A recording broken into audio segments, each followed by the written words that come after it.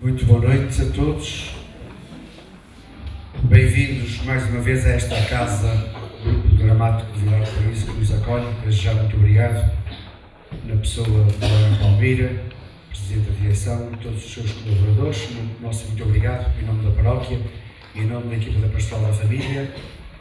E a minha palavra neste momento de abertura é só para vos pedir que nesta noite estejamos todos em comunhão com todos aqueles que no mundo inteiro, ao longo de toda a história dos homens, viveram perseguidos pela sua confissão religiosa e muitos deles morreram pela sua fé. Num minuto é esta palavra que vos deixamos antes de passarmos a palavra ao nosso Salvador, que desde já agradeço, é nosso. Obrigado ao José pelo Evangelho.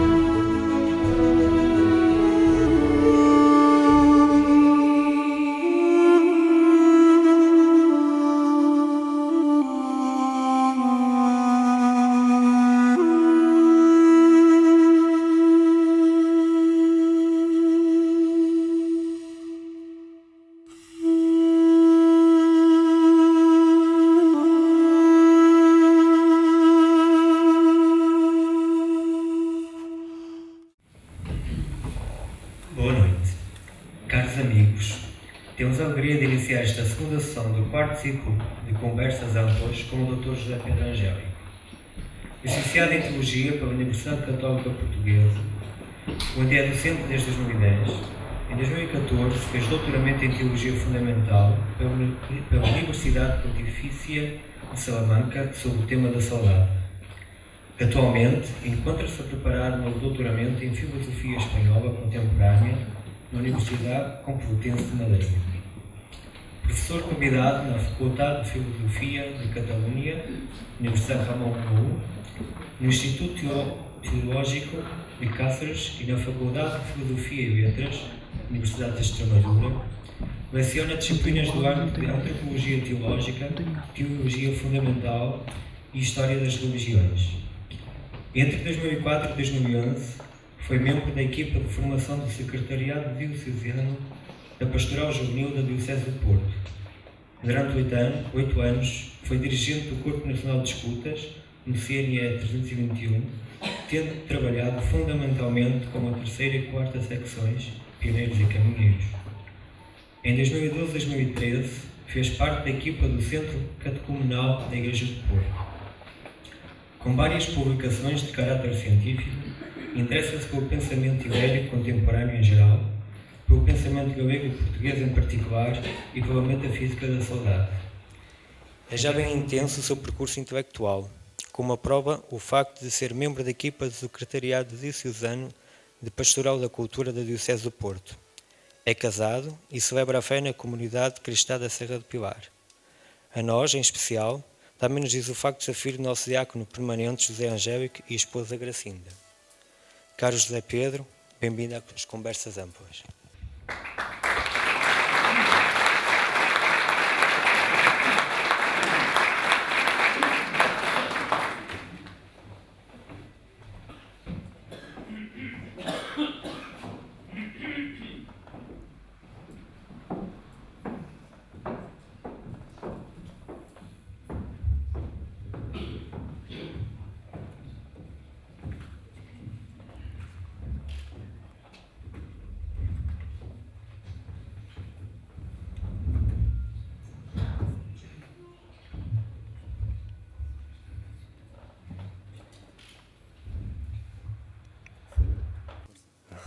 Boa noite. Eu não beijo ninguém. Eu vejo a primeira fila e não vejo mais nada. Mas não tem mal. Antes de mais, queria agradecer à comunidade de Vila de Paraíso, à paróquia, o convite que me dirigiu a partilhar convosco algumas das minhas reflexões agradeço a simpática apresentação que foi feita. Agradeço também ao Grupo Dramático por nos ter acolhido, já foi dito isso, mas agradeço também de minha voz. Ouvem-me bem? Está bem. E peço perdão por algum academismo dos momentos que se seguem, não é? Fruto de deficiência de formação, tenho a tendência para ser um bocadinho académico, quando às tantas devia ser um bocadinho mais relaxado. Vocês perdoarão seguramente isso. Portanto, a reflexão que proponho anda dentro daquilo que estava anunciado, se bem que depois, inicialmente, o tema, o título, já não me lembro onde é que eu vi isso, acabava como qualquer coisa do género, nos 50 anos da Nostra Aetate. O trabalho vai avançando e vai ganhando vida própria e eu deixei a Nostra Aetate de lado. Portanto, acabei por seguir por outros caminhos. Para não me perder, vou ler, está bem? Espero que não vos canse. E depois, eventualmente, no fim, podemos dialogar um bocado, se quiserem. Começo com uma citação que me parece que pode conduzir a reflexão do princípio ao fim. Uma tensão que existe em quase todas as formas da religião situa-se entre a explicação e o mistério. Isto reverbera um bocado, não? Entre a convicção de que algo foi comunicado pelo divino, que revela, e o sentimento de que, ainda assim, Deus está infinitamente mais além da nossa imaginação. Portanto, por um lado, a convicção profunda de que algo nos foi revelado. E, por outro lado, a convicção profunda de que esse mistério que se revela está sempre mais além daquilo que nós conseguimos perceber do mistério. Portanto, tem que haver sempre a consciência desta distância. Eu vou fazer primeiro uma larga introdução e só depois é que entro no tema. Talvez nunca como hoje se imponha como árdua e urgente tarefa o diálogo interreligioso. O processo acelerado de unificação do mundo, em que estamos imersos, que se consolidou com a queda das grandes ideologias, acentuou, paradoxalmente, as diferenças civilizacionais. Portanto, se nós até 1989, com a queda do Muro de Berlim, tínhamos o mundo dividido em dois, assente sobre duas grandes ideologias, com a queda dessas ideologias, aquilo que é mais profundo, que é o sentimento de pertença ou uma determinada convicção, ou o sentimento de pertença a um determinado povo, foi-se acentuando para lá ou mais aquém das ideologias. O teólogo egípcio Giulio Girardi sustenta a tese de que, nesse processo, dois projetos civilizacionais se enfrentam. E, portanto, é neste novo contexto geopolítico e geocultural que se joga o sentido da história moderna. O conflito entre dois projetos de civilização, o do império por um lado e o dos povos por outro, que marca o processo de globalização neoliberal, é a forma que assume mais claramente hoje em dia, o conflito norte-sul. É o momento culminante do enfrentamento que atravessa toda a história humana entre o direito da força e a força do direito. Portanto, aquilo a que estamos a assistir tem raízes mais profundas do que aquelas que nos aparecem no ecrã da televisão. Em 1993, um académico norte-americano trazia à luz uma conferência do ano anterior, publicava uma conferência do ano anterior numa publicação do Conselho sobre as Relações Estrangeiras, sobre as Relações Internacionais de Nova Iorque, que posteriormente desenvolveria numa publicação monográfica mais ampla em 1996 e dava a essa publicação o título de O Choque das Civilizações. Esse primeiro artigo, tinha como tese fundamental a seguinte hipótese. A minha hipótese é que a fonte fundamental de conflito neste novo mundo não será primeiramente ideológica nem económica. As grandes divisões entre a humanidade e a fonte dominante de conflitos serão culturais. Os Estados-nação continuarão a ser os atores mais poderosos em assuntos mundiais, mas os principais conflitos da política global ocorrerão entre países e grupos de diferentes civilizações. O choque de civilizações dominará a política global. As falhas geológicas entre civilizações serão as frentes de combate do futuro. Portanto, isto há 20 anos atrás dá a sensação de conseguir ver ao fundo ou de vislumbrar no horizonte o que acabaria por acontecer. Depois de identificar os grandes grupos civilizacionais, e ele apresenta 7, não vale a pena estar aqui a dizer, que se diferenciam real e estruturalmente por uma história, linguagem, cultura, tradição e, mais importante, religião, o académico de Harvard defende que tais diferenças são de tal forma produto de uma cristalização centenária que se torna difícil ou até mesmo impossível a sua dissolução. Portanto, pretender uma globalização no sentido de uma dissolução das diferenças culturais, religiosas e por aí fora, é uma empresa inglória, porque são de tal forma profundas e enraizadas que é quase impossível a sua dissolução. Afirma, porém, que o conflito não é inevitável, como tampouco é necessariamente a violência uma consequência sua, a do conflito.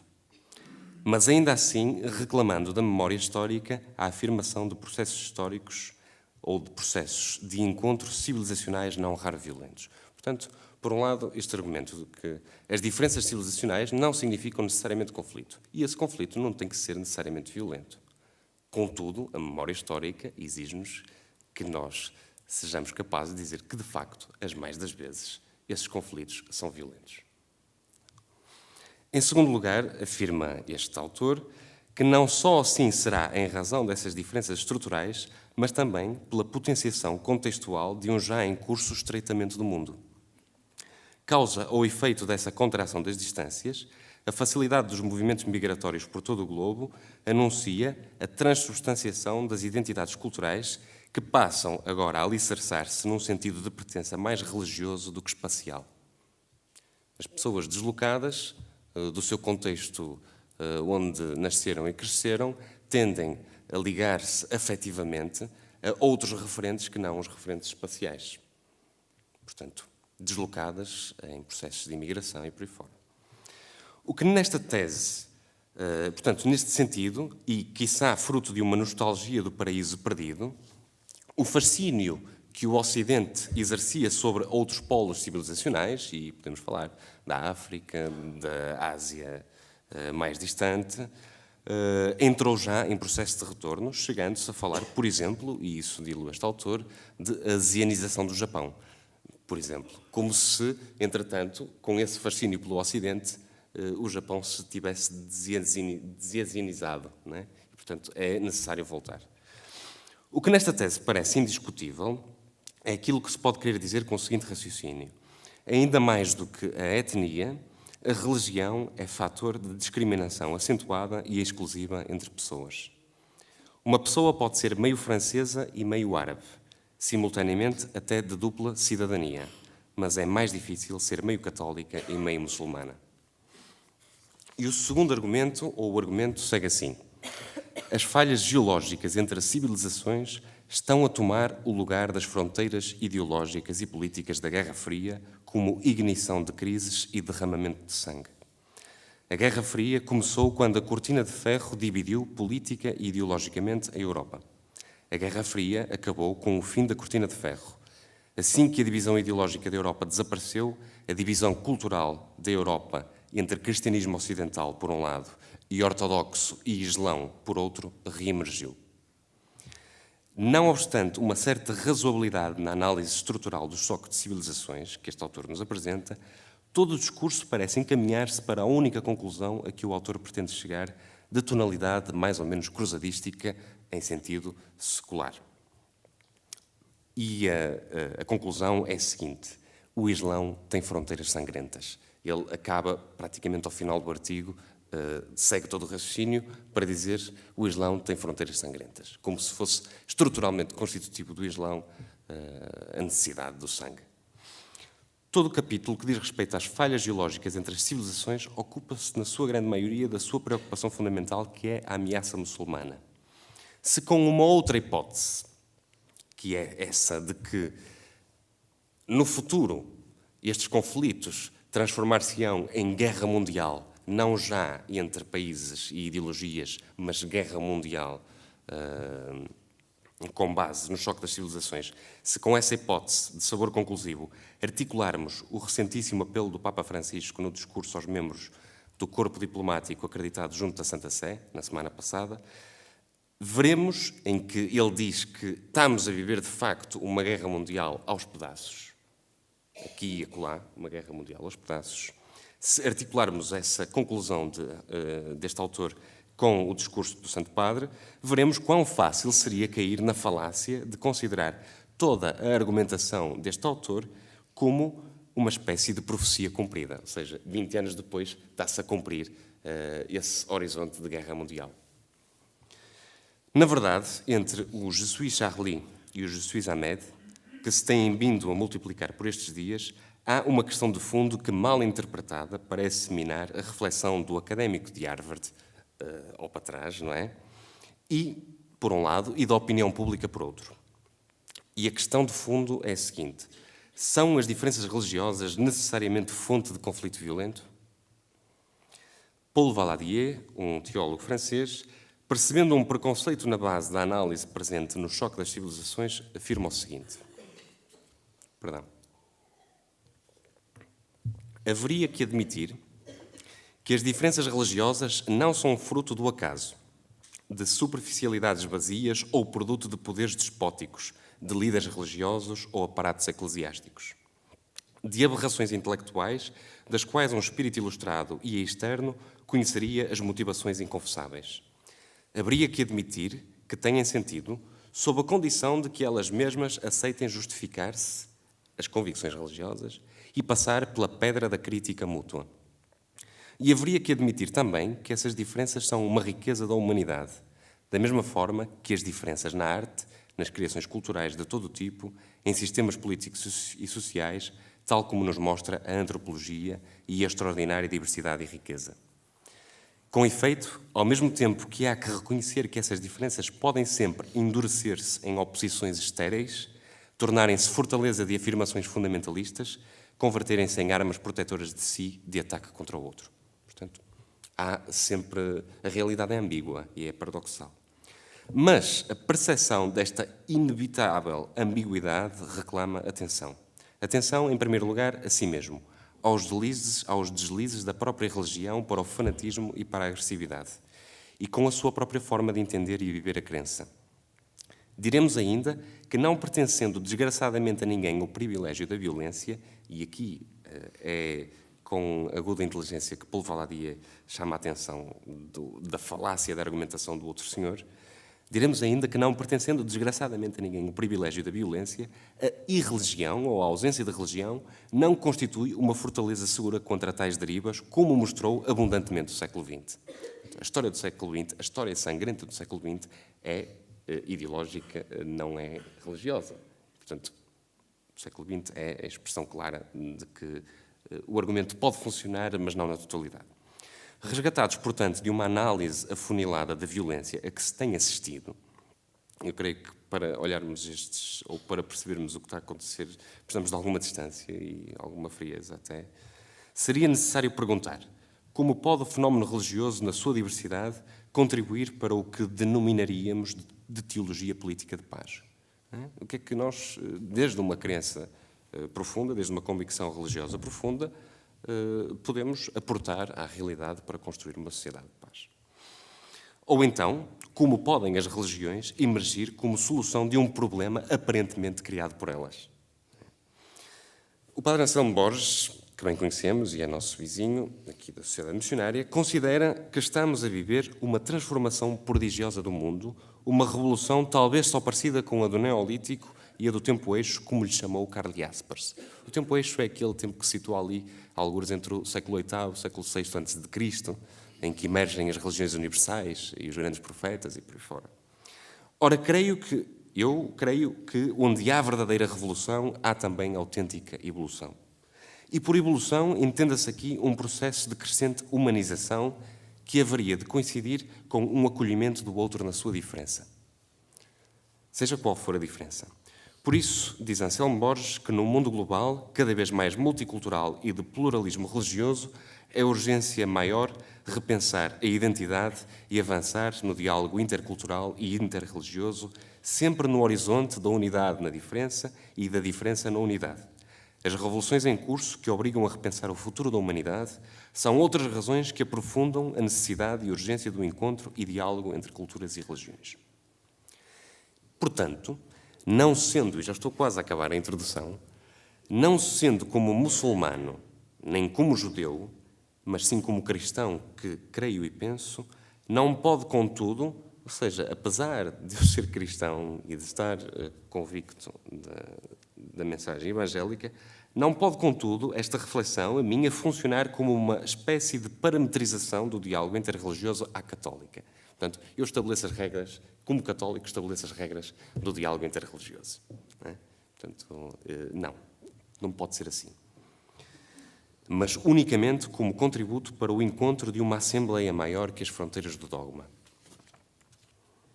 Portanto, somente se legitima aqui uma oferta não impositiva do que por diálogo interreligioso se pode entender a partir da mundividência cristã. Nesse sentido, começaria por perguntar 3 questões. E são as 3 que eu vou desenvolver ao longo da reflexão. O que pode impedir o cristianismo de se lançar num diálogo interreligioso fecundo? Perdão, foi jantar. Foi Caril. A minha mãe cozinha bem. Portanto, primeira questão. O que pode impedir o cristianismo de se lançar num diálogo interreligioso fecundo? E não pensemos que não há pedras no caminho, no que nos diz respeito. Em segundo lugar, que elementos são oferecidos pela revelação cristã para uma compreensão da experiência teologal, ou seja, da experiência do divino? Nós identificamos esta experiência teologal como a relação entre nós e o Deus de Abraão, Isaque e Jacó, o Abá de Jesus e por aí fora. Portanto, que elementos são oferecidos por esta revelação cristã para uma compreensão da experiência teologal em contexto de pluralismo religioso, tendo em conta que já não temos o domínio ou o monopólio, na sua grande maioria, do universo religioso que está imerso na cultura. E terceira questão, por fim, que contributo pode autenticamente o cristianismo oferecer a uma coexistência pacífica entre culturas e religiões? Portanto, vamos à primeira questão, que é talvez a mais rápida. Dei-lhe um subtítulo de Revelação e Teologia, Dificuldades ou Obstáculos. Já no início do passado século, portanto, no início do século XX, é verdade, já estamos no século a seguir, já no início do passado século, se sentia em ambiente eclesial e teológico católico uma certa tensão.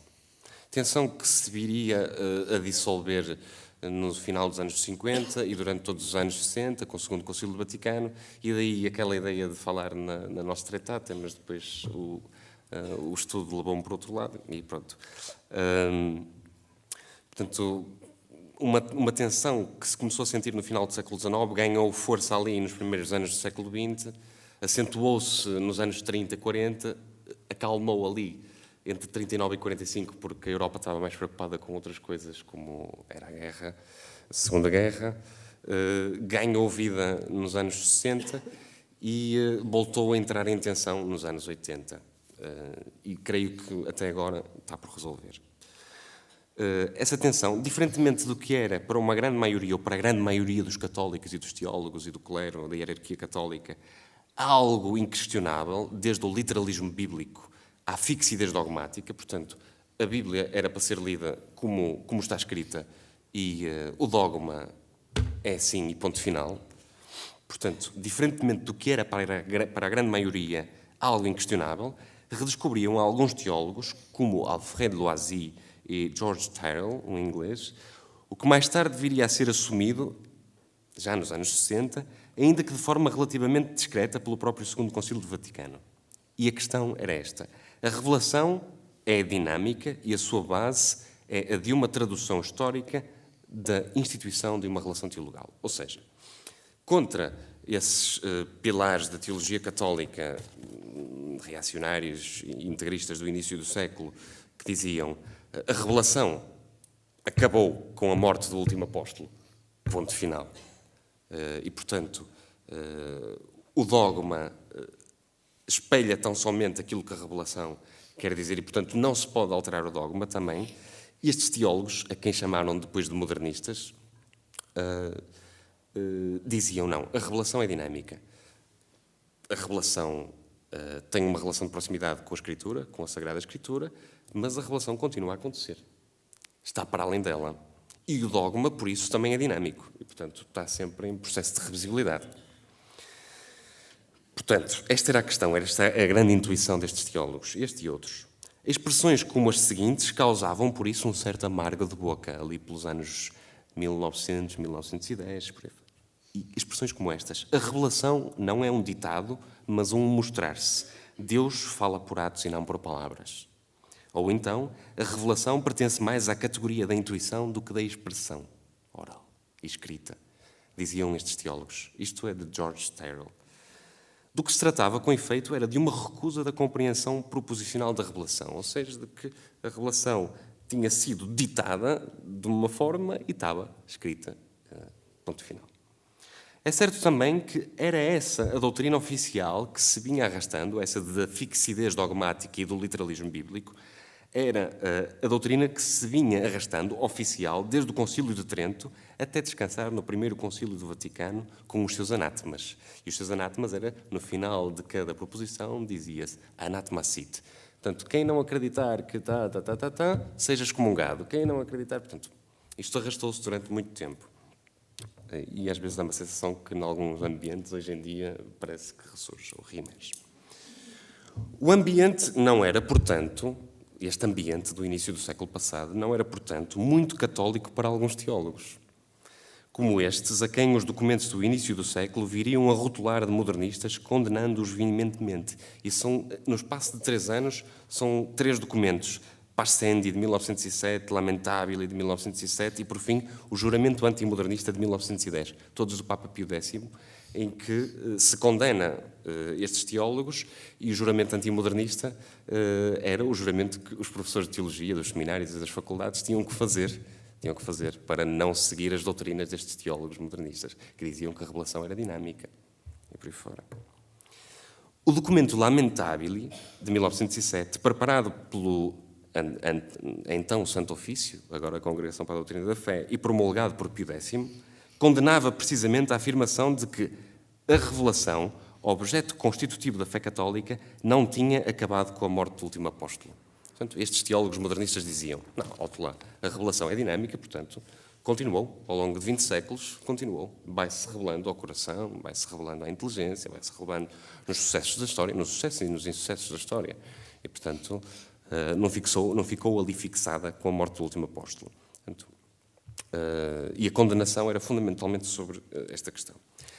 Apesar de já distante, já passaram 100 anos desde estas tensões, a ideia de uma revelação acabada e definitiva é entendida tão somente a partir do seu processo de progressiva verbalização, ou seja, esse processo que vai desde a experiência que os apóstolos fazem com Jesus até escrever os Evangelhos e as cartas, primeiro os Evangelhos, depois, e até fixar o cânon, ou seja, o processo de progressiva verbalização da experiência para o papel, né? Entendida a revelação como acabada e definitiva só nesse processo, e apesar de já distante, talvez habite ainda o mais profundo da consciência teológica cristã esta ideia de que a revelação cristã é acabada e definitiva, e portanto está feito, o que está dito, está dito.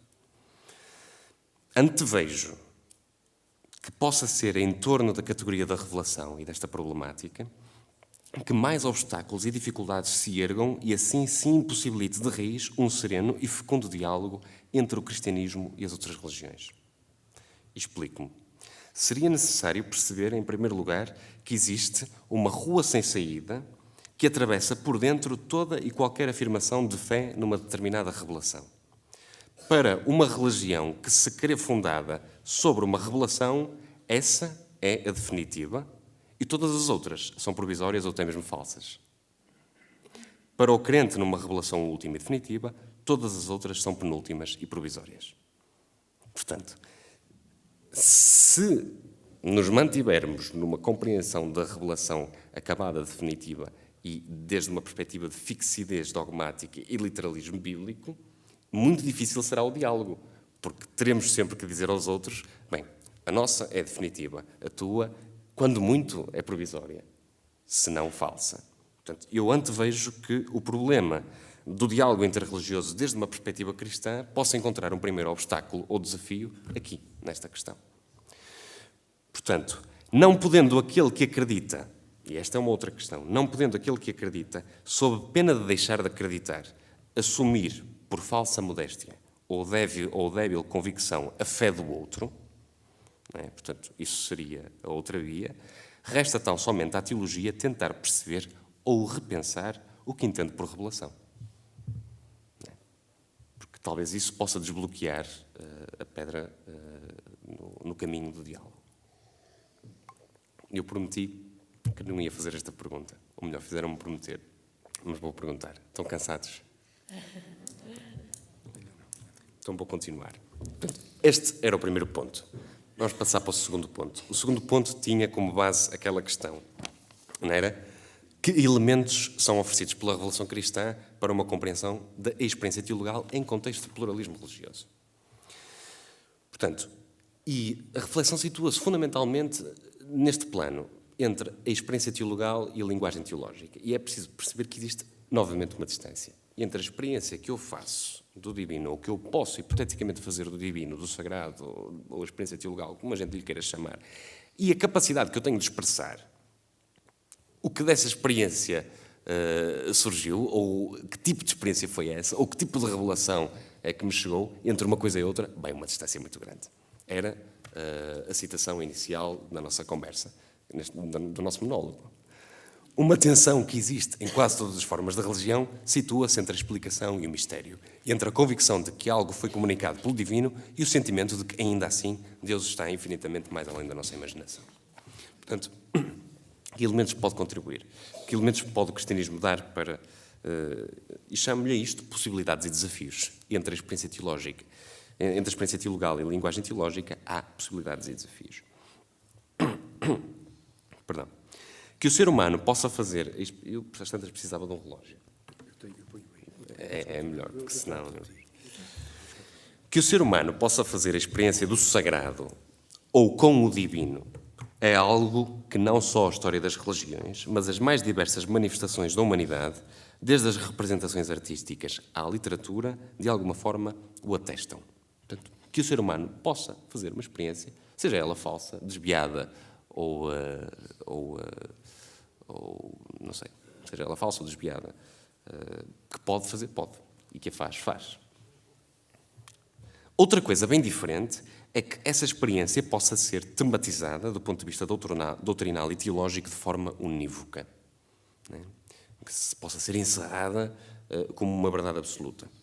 Com tal afirmação, não se pretende reduzir o momento proposicional, ou seja, o momento do dizer a fé, o momento do dizer a experiência de revelação, não se pretende reduzir esse momento proposicional da experiência teologal a uma espécie de nihilismo conceptual, como se, em última instância, não fosse de modo algum possível dizer alguma coisa dessa experiência. Uma coisa é haver a distância entre a experiência e a capacidade de reproduzir por palavras a experiência. Outra coisa bem diferente é dizer que não se pode dizer nada. A bem da honestidade intelectual, que bem poderia ser dita em termos de humildade socrática, haveria, porém, que prestar atenção às chamadas de atenção que o processo histórico dos últimos séculos, e particularmente do passado século, nos tem vindo a dirigir. O fim do cristianismo pré-moderno, que se deu fundamentalmente em razão de uma mudança de paradigma quanto à compreensão do real. E esta mudança de paradigma é aquela que acontece na modernidade, primeiro com a filosofia e depois com a emergência das ciências e a emergência da tecnociência e por aí fora. Portanto, houve uma mudança de paradigma na compreensão do real e nós não precisamos de ir longe. Nós hoje, o paradigma reflete-se na nossa vida prática. Nós hoje não nos pensamos viver sem telemóvel ou sem o iPhone, que é uma extensão da personalidade, não é? Portanto, mudou o paradigma da compreensão do real. Isto é só um exemplo prático que não tem grande interesse, mas é o que é. Portanto, este fim do cristianismo pré-moderno permitiu que no horizonte se começasse a desenhar uma interrupção, que viria a tomar corpo já no nosso tempo, nos últimos 20, 30 anos. Não só o encontro multicultural potenciado pela abertura da Europa a novos mundos, desde os descobrimentos até agora, como também a nova grelha de interpretação da filosofia moderna, na amplitude dos seus esquemas e sistemas, potenciou que paulatinamente fosse o cristianismo entrando em crise na sua própria autocompreensão. E qual é a autocompreensão do cristianismo? É a de que é detentor de uma revelação acabada e definitiva. Portanto, até o momento em que o cristianismo coincidia com as fronteiras de um continente cultural e socialmente identificado com esse corpo doutrinal ou com esse corpo teológico, a partir do momento em que se começou a expandir e começou a tomar contacto com outras culturas, com outras religiosidades e por aí fora, mais as categorias da filosofia moderna, da razão e da ciência, da emergência, tudo isso fez com que paulatinamente se fosse preparando a interrupção do cristianismo como paradigma inquestionável e, portanto, ferindo a sua estrutura e fazendo entrar o cristianismo em crise, nessa ideia de que a revelação, ou de que possui uma revelação divina acabada e definitiva. Portanto, chegado ao umbral do terceiro milénio, portanto, dá 20, 30 anos esta parte, o cristianismo encontrou-se com o que Liebenbeuve, que é um teólogo flamengo, sucintamente caracteriza ser o seu maior desafio.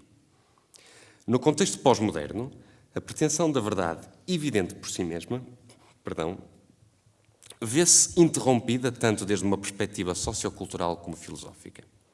Neste sentido, a primeira necessidade de reflexão teológica será a de perceber o contexto em que se encontra. E o contexto que se encontra é de que houve uma interrupção sociocultural desse paradigma cristão que orientava a sociedade de uma ponta à outra.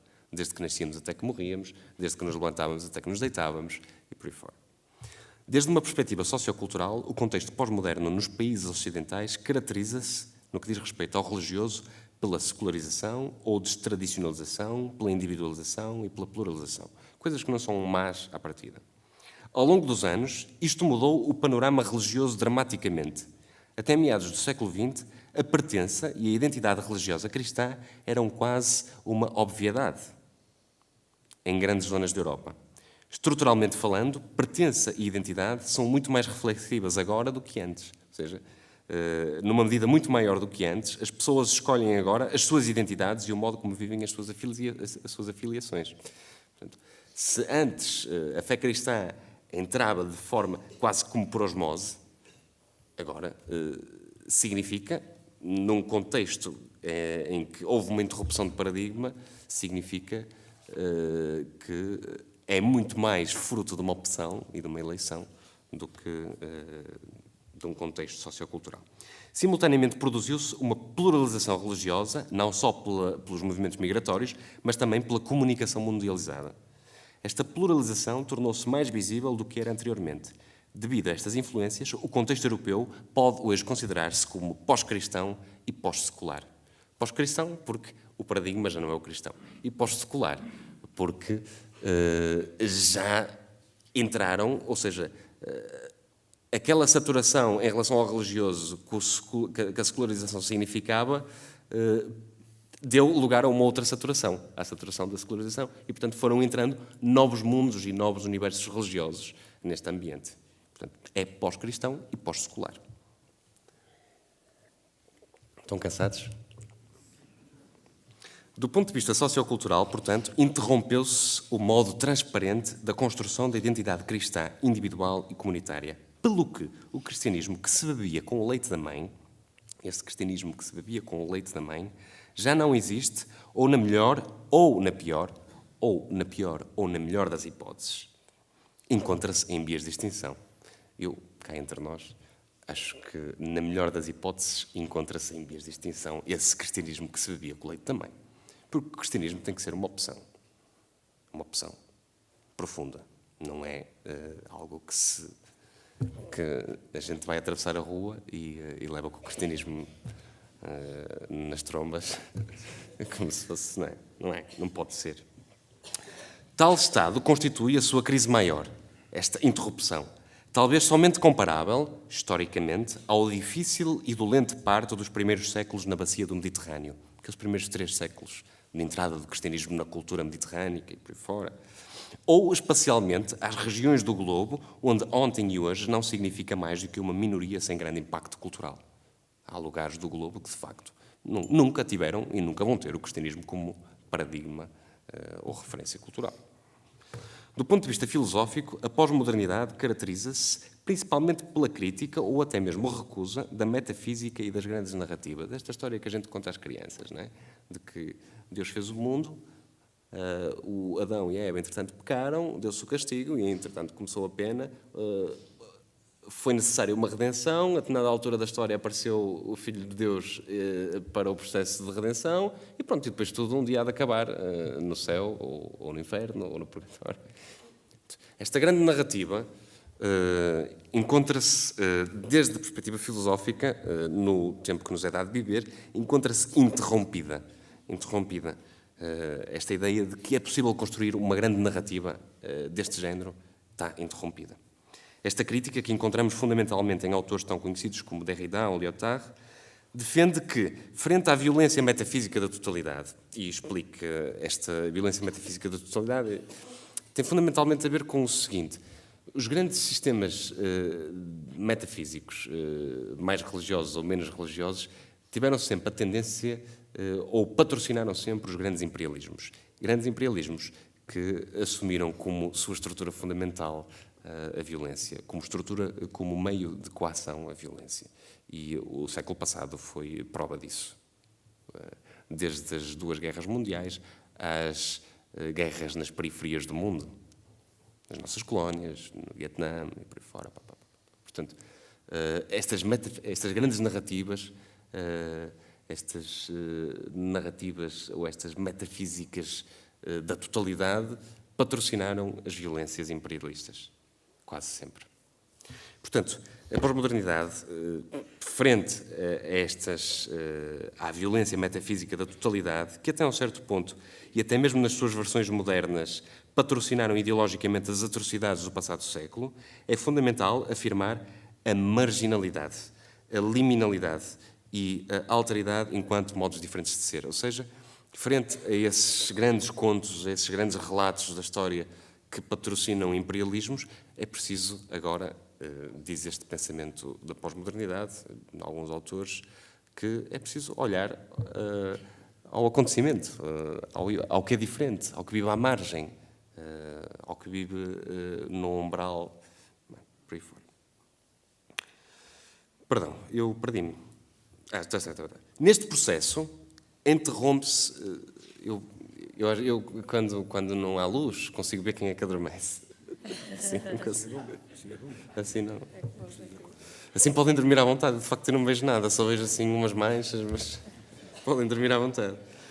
Nesse processo de interrupção da verdade do cristianismo como paradigma, interrompe-se também a pretensão de verdade do cristianismo entendida como trama sobre a qual se escreve a grande narrativa da história. Considerando que este processo se opera também por uma saturação da razão tecnocientífica e por um desencanto com as grandes ideologias, as que animaram a história do século passado, pode observar-se simultaneamente um retorno do religioso. Portanto, saturada a razão, saturadas as grandes ideologias, começam a emergir, era aquilo que eu tinha dito há bocado, novos universos religiosos nos nossos contextos sociais e culturais. Não se pense, todavia, que se trata de um retorno ao mesmo religioso a que nós estávamos habituados. O que filosoficamente se postula é uma religiosidade mais além ou mais aquém, como queiramos, da religião, das suas instituições, corpos doutrinais e códigos de linguagem. Como bem explica esse teólogo flamengo de que há bocado falava. Nas suas narrativas, doutrinas, práticas e instituições, as tradições religiosas determinam, domesticam e assim esquecem o que está em jogo no religioso. A abertura radical ao diferente, à alteridade e ao acontecimento. A linguagem não é considerada como espaço de mediação mediante o qual se potenciam as relações religiosas com o transcendente.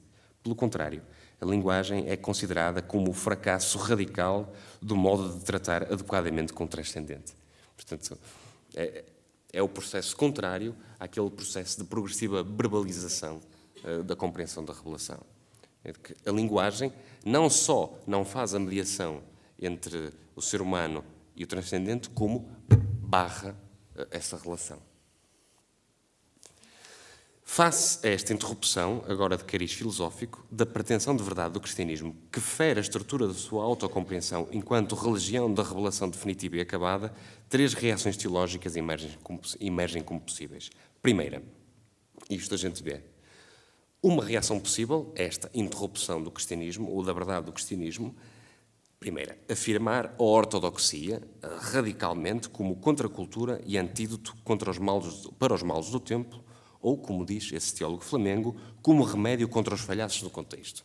A gente olha, é como se ouve, não é? Ainda se ouve por aí. Toda a gente estava muito descontente antes de 1974. E, passado uns anos, toda a gente, ei, Salazar é que era bom. Não é? Portanto, há uma certa... Perante os falhanços do contexto, perante os males do tempo, há uma tendência para fazer uma afirmação da ortodoxia radical. Por ali é que é o caminho. Porque se isto está a falhar, aquele é que era o caminho certo. Portanto, afirmação da ortodoxia radical. Segunda possibilidade de resposta, ceder à convicção da impossibilidade de se assumir uma identidade cristã. E, portanto, ceder das duas uma, ou um indiferentismo religioso, ou, por outro lado, a um sincretismo religioso, que é aquela operação que mete tudo dentro da mesma panela. Mete carne e peixe dentro da mesma panela. Acriticamente.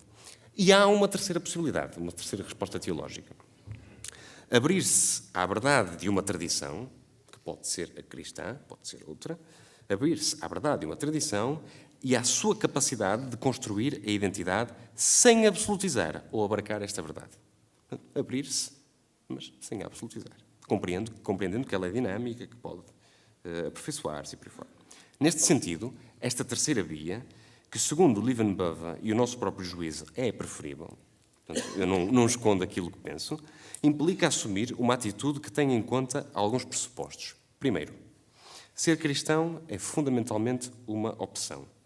Não só porque agora se encontra potenciada pela interrupção sociocultural imposta pelo contexto, que é de pluralidade religiosa, mas também e principalmente pela sua própria natureza.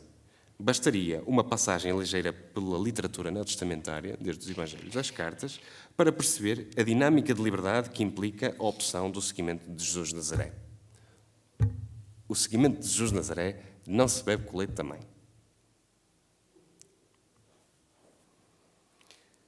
O segundo pressuposto. A dinâmica de liberdade implica uma iniciação ampla nos mistérios da fé, em ordem à sua apropriação consciente e reflexiva e nunca reativa ou meramente emotiva. Portanto, iniciação. Para quê? Para conhecer, para saber de que se trata. Eu mais à frente, com um outro texto, creio que vou ser mais claro. Ou seja, primeiro, ter a consciência de que ser cristão é uma opção fundamental. Uma opção de liberdade. Segunda, que é preciso uma iniciação. As pessoas têm que conhecer a tradição, têm que a conhecer para se poderem situar perante ela com distância crítica. Terceiro, tal apropriação, que se diz teologicamente como opção fundamental, tem na sua estrutura interna o momento da autocrítica e da abertura ao transcendente. E com isto quero dizer o quê? Quero dizer que é uma fé que não está convencida dela mesma. Né? Confia, mas não está convencida dela mesma, como se abarcasse a verdade absoluta. Primeira coisa, isto é um momento de autocrítica. E segunda coisa, de que a abertura ao transcendente implica a consciência de que o transcendente é de facto transcendente e transcende a nossa capacidade de o perceber e, portanto, a nossa impossibilidade de o encerrar nos nossos esquemas mentais. Portanto, são 3 pressupostos fundamentais. É precisamente... Tenho tempo ainda? Também já não falta muito. É precisamente no coração da experiência profunda, que está na base da opção fundamental, desde a sua aurora aos seus crepúsculos, desde aquele momento em que a gente intui o divino no meio da vida e decide fazer um caminho de iniciação e de conhecimento e por aí fora, até aqueles momentos em que sentimos a ausência e o silêncio do divino, são os crepúsculos, desde a sua aurora aos seus crepúsculos, que reside o nó do problema teológico. Portanto, é precisamente no coração da experiência. A liberdade de uma opção que compreende a autocrítica e a abertura permanente como condições suas de possibilidade implica necessariamente a consciência de uma distância nunca de todo superável entre a experiência teologal e a linguagem teológica. Uma distância nunca de todo superável. E nisto os místicos e os espirituais são bem mais claros do que os teólogos. Na literatura mística nós encontramos com frequência a expressão da consciência de que quanto mais nos aproximamos, mais distante sentimos. Portanto, por isso, a consciência de uma distância nunca de todo superável. Por isso, absolutizar a linguagem teológica, a capacidade que nós temos de dizer Deus e a experiência teologal, pode significar, de facto, a médio, a curto ou a longo prazo, mirrar e condicionar a experiência. Se eu digo, eu tenho a verdade sobre a experiência teologal, eu consigo descrever Deus é assim, Deus é assado, por aí fora,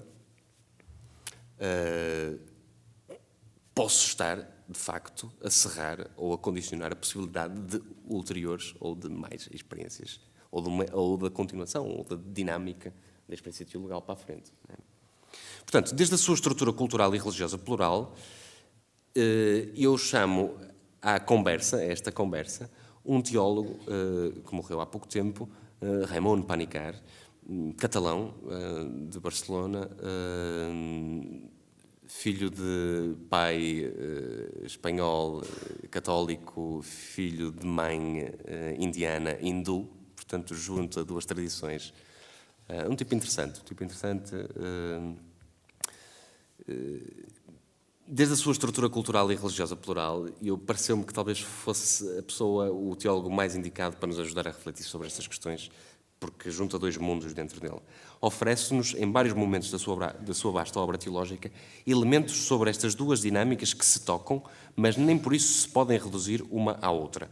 Por um lado, o discurso sobre Deus e, por outro, a experiência de Deus. Numa dessas obras, de caráter mais espiritual do que académico, começa por dizer: a experiência da humanidade é expressa através de inumeráveis tradições, tanto orais como escritas, chamou ao que costumamos denominar Deus com muitos nomes.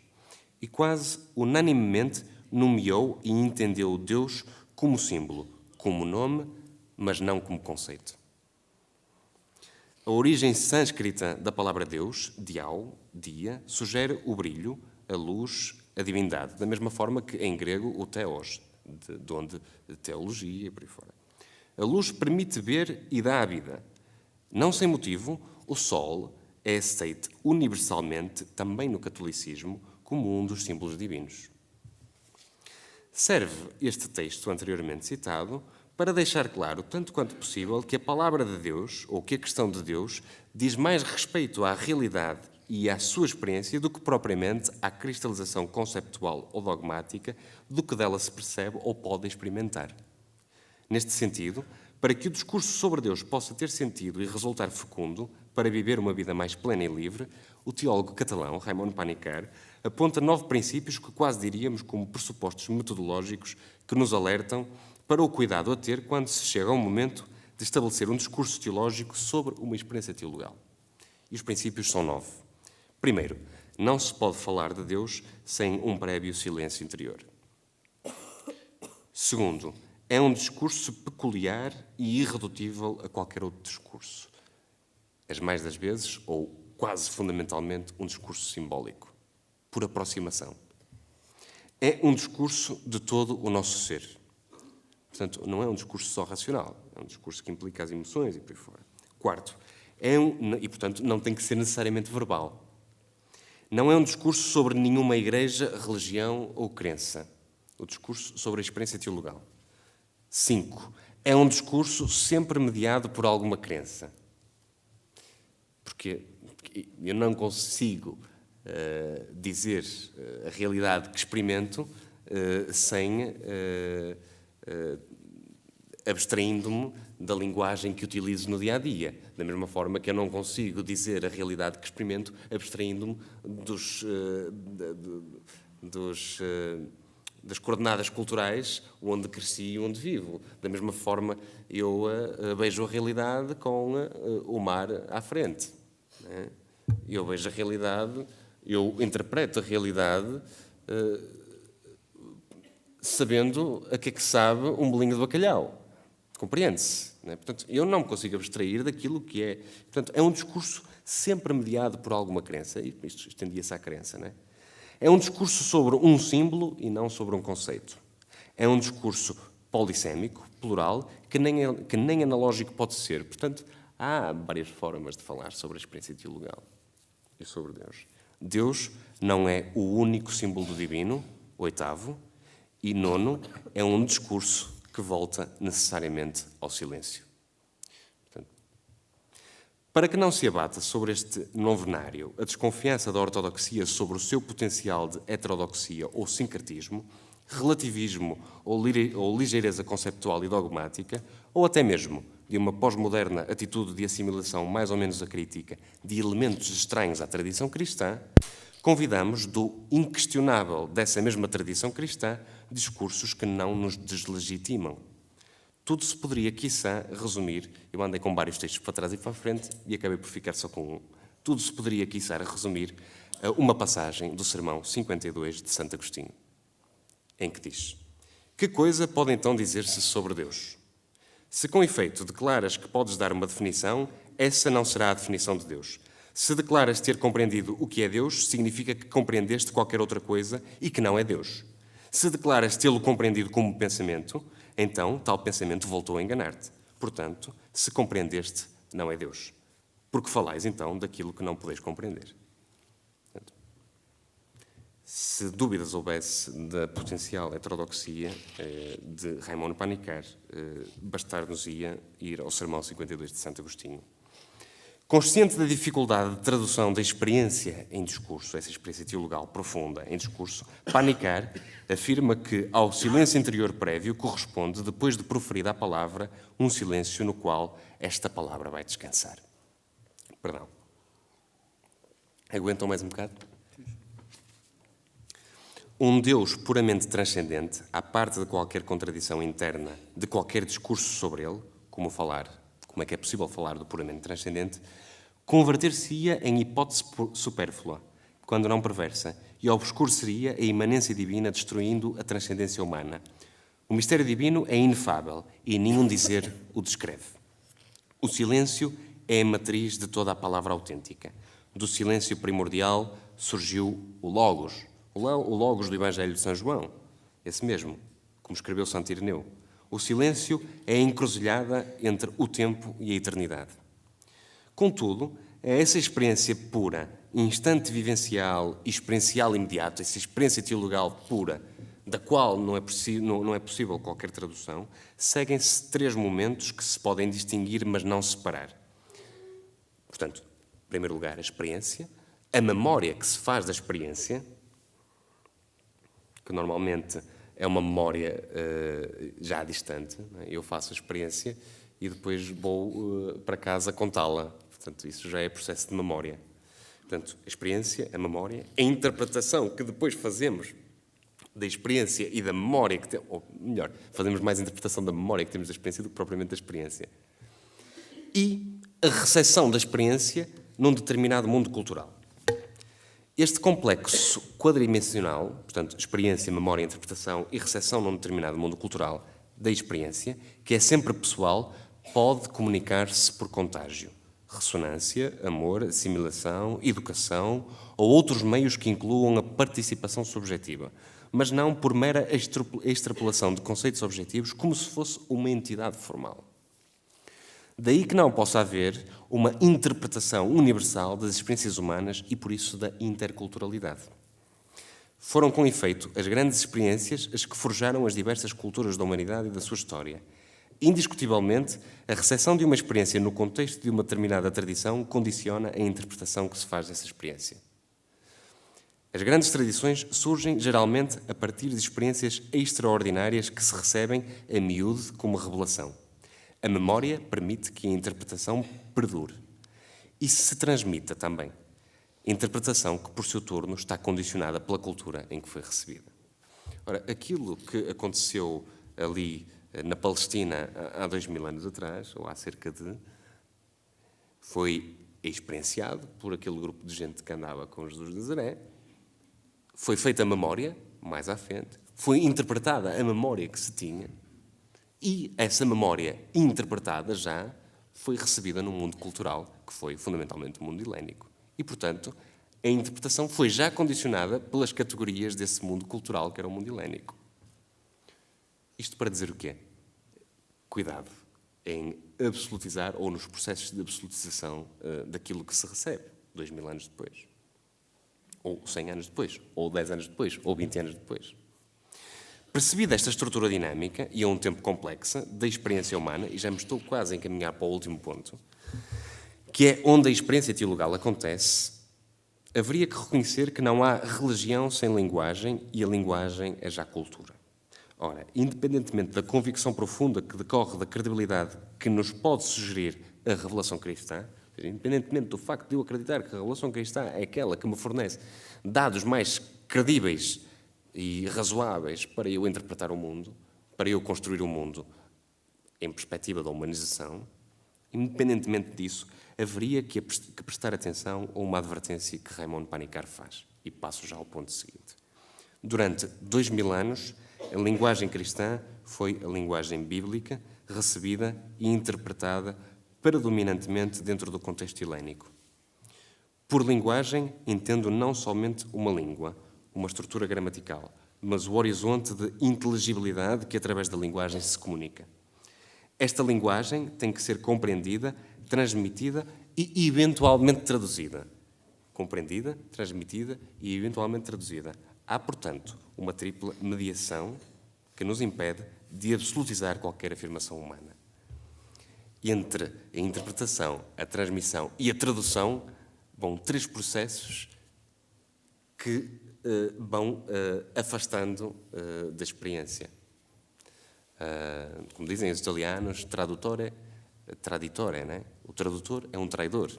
Né? Portanto, há neste processo vários filtros que nos impedem de afirmar, de absolutizar qualquer tipo de afirmação humana, no que diz respeito à experiência teologal. Então é preciso ter esse cuidado. Último ponto.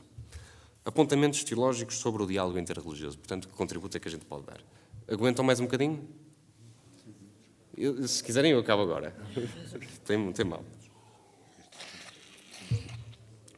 Para uma consciência cristã, a experiência possível de Deus pode traduzir-se com palavras tão densas quanto estas que a literatura neotestamentária nos sugere. E são tudo sugestões de Raymond Panikkar. De Atos, dos Atos dos Apóstolos, pois nele vivemos, nos movemos e somos. Segunda, do Evangelho de São João, a Deus nunca ninguém ouviu. Terceira, da primeira carta aos Coríntios, para que Deus seja tudo em todos. Em todas elas há, tudo isto está sustentado por uma experiência que tem na base a convicção de uma revelação universal e irrestrita, sem fronteiras de dogma nem de leituras. Neste coração da fé cristã neotestamentária, por ele ou nele nos movemos, somos e existimos, nele vivemos, nos movemos e somos, a Deus nunca ninguém o viu, para que Deus seja tudo em todos, está a convicção profunda de que a revelação é universal e irrestrita. A essa revelação corresponde um amor criador e salvador infinito, fonte de fraternidade universal e impulso para o diálogo.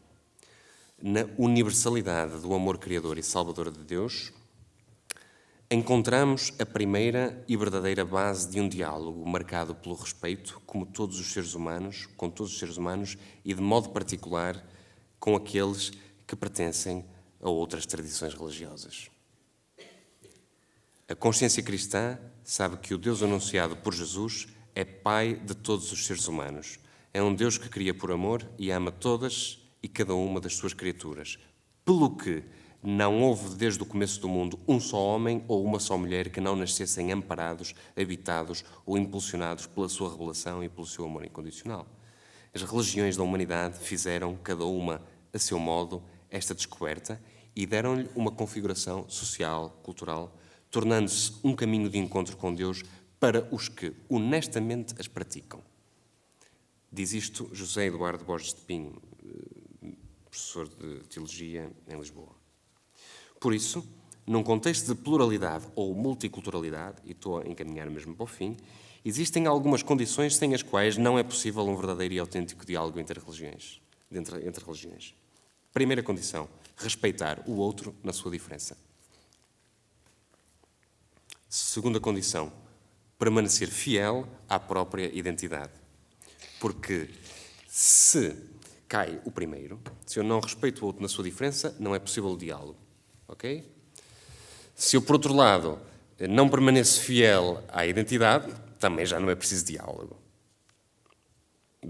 Perde-se um dos parceiros do diálogo. Terceiro, esforçar-se por encontrar uma base comum, um critério comum sobre o qual os parceiros possam estar de acordo. Acreditamos profundamente que esse termo comum está mais além e mais aquém de toda a particularidade e, portanto, se reveste de universalidade. Esse termo comum está mais além de toda a formulação conceptual, doutrinal, ou por aí fora. Mas não acreditamos que se dê fora dessa particularidade, pois esta é tão somente a mediação daquela.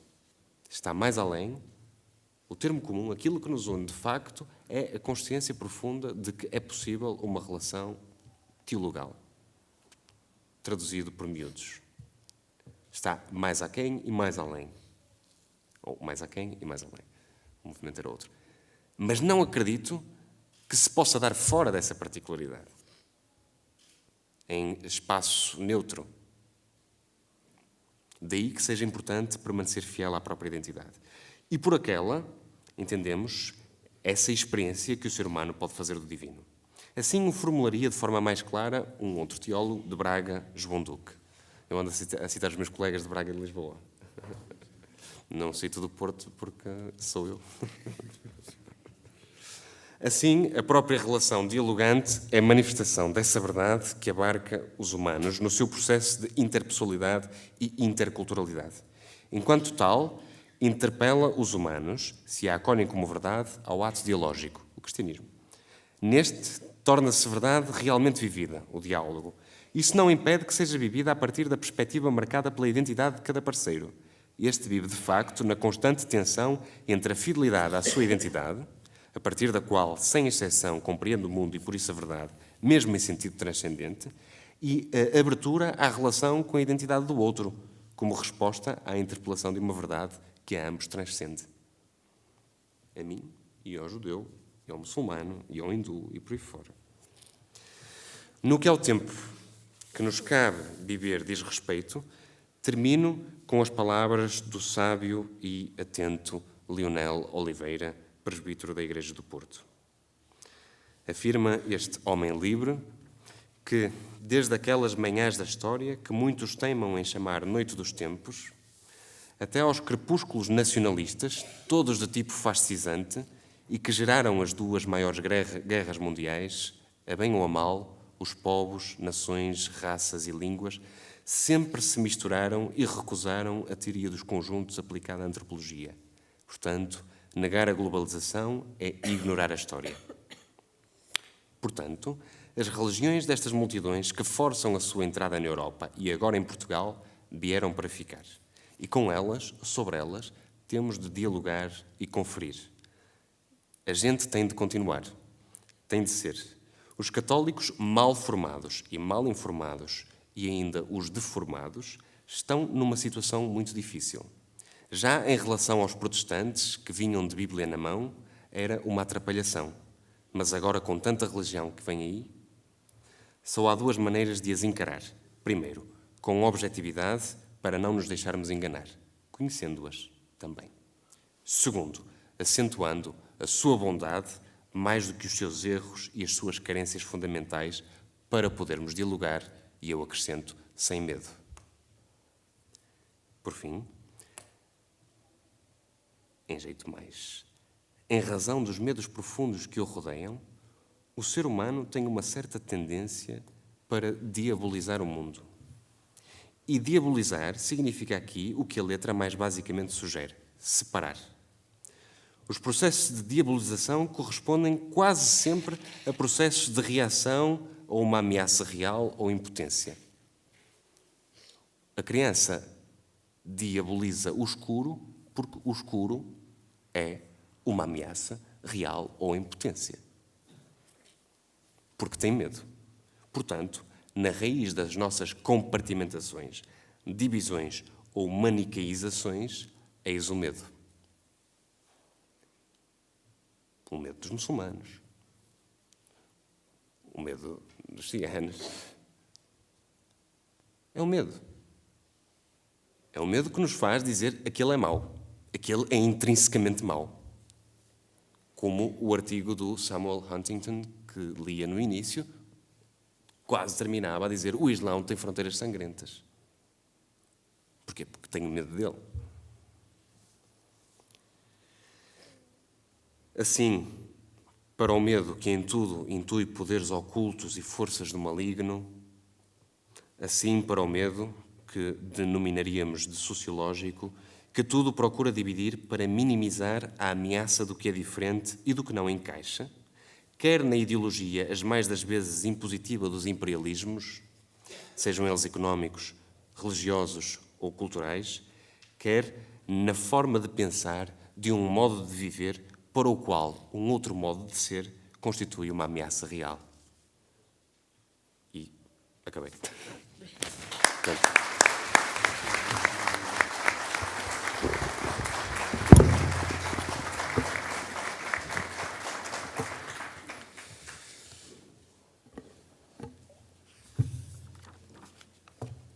lembra-se a equipa da Pastoral da Família, quando num dos nossos trabalhos intuí, acho que Deus Nosso Senhor revelou-me, que um dos trabalhos feitos propositadamente para nós e com muito afinco, com muito empenho, com muito trabalho, seria exatamente este. Não foi verdade? Aliás, referi-o numa das Eucaristias. E nesta noite, só mesmo a efervescência de um pensamento e de um trabalho assim pode ajudar-nos a aquecer os nossos pés, que devem estar a ficar congelados, não? Mas aguentamos mais um bocadinho, não? Vamos abrir o diálogo. Eu agradeço muito este trabalho bonito, profundo, e um dos nossos seminaristas, o Rui, telefonava-me esta tarde. Eu acho que ele também teve a revelação do Nosso Senhor para pedir.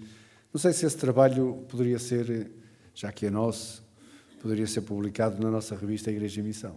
É uma coisa que depois vamos refletir, mas desde já fica esse desafio, um trabalho bonito. Então, quem são os corajosos? Vamos fazer 3 intervenções. Eu pedia, se fosse possível, diminuísse um bocadinho a luz daqui, podiam acender a luz da Assembleia, exato, é assim mais agradável para nós, mais bonito, obrigado. agora eu vejo quem está. Exato. Olá, João. Enquanto vão vão preparando as intervenções, gostei muito de ouvir esta reflexão e lembrei um dos momentos que vivemos todos há muito pouco tempo, principalmente a família do Zé Pedro e o Zé Pedro na sua tese de doutoramento em Salamanca, onde tivemos a alegria de estar presentes. Como veem, ele não brinca em serviço e o trabalho é mesmo interessante. E como foi dito no início, já está a preparar outro trabalho de doutoramento em filosofia. Portanto, temos que aproveitar o Zé Pedro mais um bocadinho esta noite. 3 intervenções rápidas, quem começa? Antes de começar o primeiro, o Raimundo, eu vou limitar, vou ser generoso também, 2 minutos, mas ao fim de 2 minutos peço para terminar.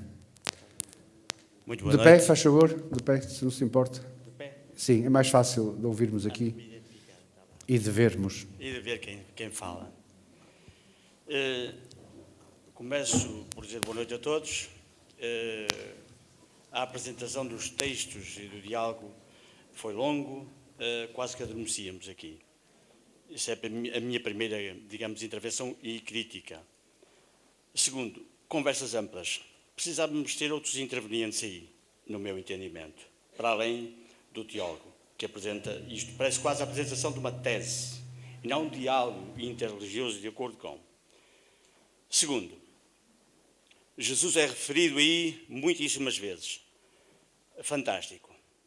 Lembrando que nasceu judeu, viveu como judeu e morreu judeu.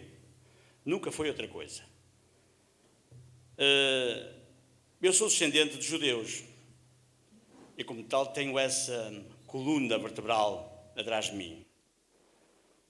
Sou também, para quem já me conhece, reencarnacionista, da escola reencarnacionista. Jesus nunca ensinou religião, mas sim metafísica, ciência quântica, que agora se começa a falar, está em voga. Lembrando isto, de que é que falamos de facto? A religião, a religiosidade. Se falamos de uma estrutura ou daquilo que o ser sente em si, no sentido profundo daquilo que é, se conhece, se identifica, que sou, de onde vim, para onde vou, o que faço aqui, o que é o meu plano de facto, o que é que eu tenho como consciência de mim. Essa é a interrogação que, de certo, alguns, ou a maioria, nem sequer faz. Alguns farão. Não consigo perceber o que é isso. A questão é esta. Exato, direto. Que sou? De onde vim? Para onde vou? O que faço aqui? E não a questão da religião como estrutura. Aquilo que eu sei de mim. Isso importa mais que tudo. E estas são as boas novas, que não foram nunca exploradas. Passado este tempo todo, eu termino.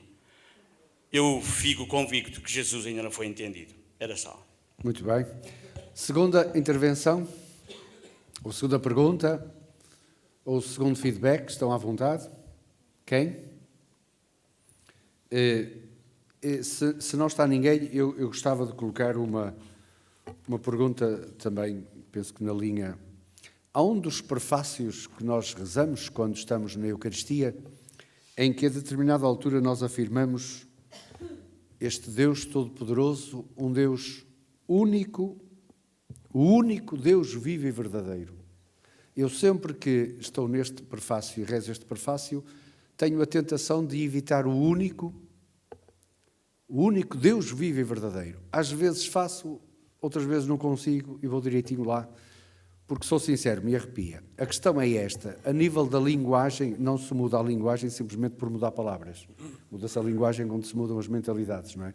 Mas não há dúvida que o mudar alguma linguagem não ajudaria também a mudarmos muita dessa mentalidade, de tal maneira que estivéssemos mais abertos ao diálogo. A terceira pergunta, quem quer levantar? Sabendo que tu não és um pastoralista, De pé, faz favor. sabendo que tu não és um pastoralista, mas partindo daquela afirmação que fizeste, que o cristianismo já não se bebe com o leite materno, que grande orientação, do ponto de vista pastoral, é que achas que a Igreja devia aceitar como desafio? E a segunda é, nestas multidões que nos invadem em busca de uma vida melhor, também que linha de orientação pastoral para este diálogo com esta gente que é tão diferente e quem temos tanto medo? Muito bem. É Maria José, professora de Religião e Moral também é formada em Teologia, importa, como o Raimundo também apresentou-se, a mim já me conhecem, não só pelo leite materno, eu perguntava se, tinha aqui essa pergunta que ia surgir, e pelo caril, não vem? Bem pelo caril. Ora, vamos ouvir as respostas. Portanto, eu, do Sr. Raimundo, na verdade não cheguei a perceber se fez alguma questão. Não fez, pois não? Ora bem, pois de facto, em primeiro lugar, é óbvio que ele, essa ressalva primeira que fez de que nasceu judeu, viveu judeu e morreu judeu, não é nada de novo. Se já foi entendido,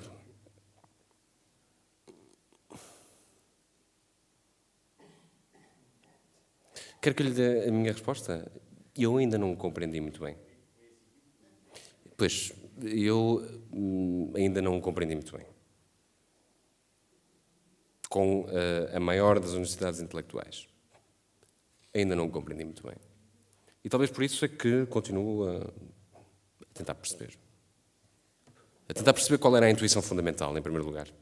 A intuição fundamental de Jesus de Nazaré. Em segundo lugar, a tentar perceber como é que a intuição fundamental encaixa nas atitudes, às vezes dispares. E não creio que algum dia vai entender. Não creio que algum dia vai entender. Não sei. É a minha resposta a essa questão. Sem medos.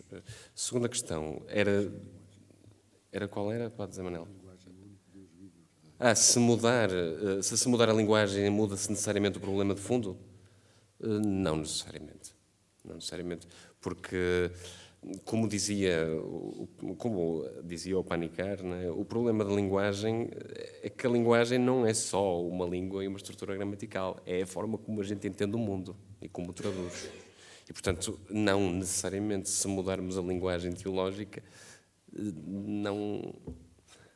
não sucede que, a partir daí, se potencie uma outra atitude, um outro tipo de diálogo. A linguagem que é preciso mudar não é verbal, é outra. É esse horizonte de inteligibilidade, essa capacidade de interpretar o mundo e compreender, creio. Relativamente a Zé... Portanto, por um lado, o caminho, eu acho, vale a pena, desconfio muito destas coisas, desconfio desta linguagem, e creio que não seria difícil dar uma resposta de género, a nova evangelização é grande. Não, eu não me acredito nisso, sou franco também, não tenho medo nenhum em dizer, não me acredito nada nessa coisa de nova evangelização. Tudo que me cheira a revivalismo de cristandade faz-me confusão. Até porque esse cristianismo já acabou, graças a Deus. Ou espero que esteja em vias de extinção. Estou convencido, eu não sou pastoralista, e portanto posso estar, de facto, agora, que estou convencido que passa por um processo de iniciação catecumenado sério de adultos. Adultos, por um lado, e depois sim, em casa, a iniciação em casa, mas que seja uma igreja doméstica, a iniciar o processo ou a reverter esse processo, não é reverter, ou seja, não é voltar ao tempo em que o cristianismo entrava com o leite da mãe, mas sem entrar pelo leite, não querendo que ele volte a entrar pelo leite da mãe, entrando por outro lado, sem, no entanto, se perder em estruturas frias, em réplicas de escola e coisas desse género. Catequese de adultos, catecumenado de adultos, mais do que catequese, catecumenado de adultos, com processos claros, introdução à história do cristianismo, uma reflexão, introdução à exegese bíblica, ao estudo da Escritura, para perceber que os textos não são... para perceber o contexto e o pretexto dos textos. Por um lado, isso. Catecumenado, sério. Está aqui quem sabe de onde é que eu bebo estas coisas, naturalmente. Mas não as bebo como ao leite também, bebo-as com sentido crítico. E o leite também bebo com sentido crítico. O caril estava bom, mas podia não estar. Não é? Não, relativamente ao diálogo, qual era... Eu, entretanto, perdi-me. Como é que é possível... Eu creio que não... Tudo menos tentar falsas aproximações àquilo que é diferente com o intuito de as evangelizar. Né? O diálogo que a mim me parece coerente com este discurso é de um diálogo que tenha como pressuposto básico o de não querer converter o outro. Primeira coisa. Segunda coisa, para que esse diálogo possa acontecer, e não tem que ser necessariamente um diálogo doutrinal e teológico, para que esse diálogo possa acontecer, que nós sejamos os primeiros, ou melhor, não porque queiramos ser os primeiros para estar na linha da frente, mas porque decorre daquilo que nos é estrutural ou estruturante, que nós sejamos os primeiros a defender os direitos dessas multidões que entram por aí e vêm viver para as nossas cidades satélites e em condições de vida precárias. Que sejamos nós, os cristãos, não para ficar na fotografia, mas porque decorre da nossa natureza profunda, que sejamos nós os primeiros a defender os direitos humanos dessas pessoas que entram na Europa. Porque se não fizermos, se não entrarmos por via da humanização das relações, também não vale a pena o diálogo religioso. Não interessa a gente sentar-se em orações conjuntas, se depois na prática a vida mesmo, que é essa que é preciso humanizar. É aquela velha história, não é? Somos todos irmãos, mas cada qual come em sua casa. Portanto, estou convencido. Diálogo verdadeiro vai começar quando nós fomos capazes de acolher o outro, independentemente da questão religiosa. Acolhê-lo. E acolhê-lo bem. Portanto, parecem que são estes dois caminhos, não sei, mas eu sou muito novo. Ora, mais uma rodada, pode ser? Estou aqui a olhar para o Zé Pedro a ver aqui posso dizer, não posso, a sua aliança ainda aqui a reluzir, bonita. Ainda brilha. Ainda brilha. E já agora, saudar a Luísa. Como é que estamos de diálogo interreligioso lá por casa? Coisa corre bem? Muito mal. É uma mulher livre, não é? Graças a Deus. Mas, quem...